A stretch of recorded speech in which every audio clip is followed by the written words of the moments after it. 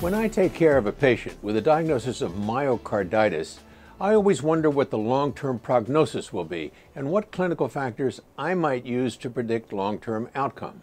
Now at Jack, researchers try to help with this problem.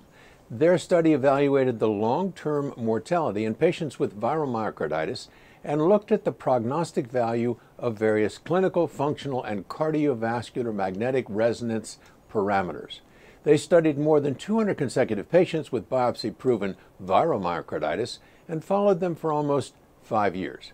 Their primary endpoints were all-cause mortality and cardiac mortality, and what they found is that patients had a striking mortality: 19% all-cause, 15% cardiac, and 10% sudden cardiac death.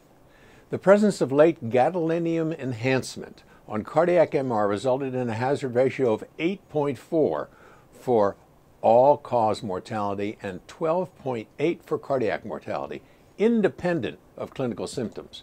Gadolinium enhancement is superior to other parameters like left ventricular ejection fraction, LV end diastolic volume, or New York Heart Association class, which did not help in making a prognosis. One fascinating outcome was that no patient without late gadolinium enhancement had sudden cardiac death, even if the LV was enlarged and impaired. So here are their conclusions. Among a population with a wide range of clinical symptoms, biopsy-proving viral myocarditis is associated with a sobering 5-year mortality of up to 19%.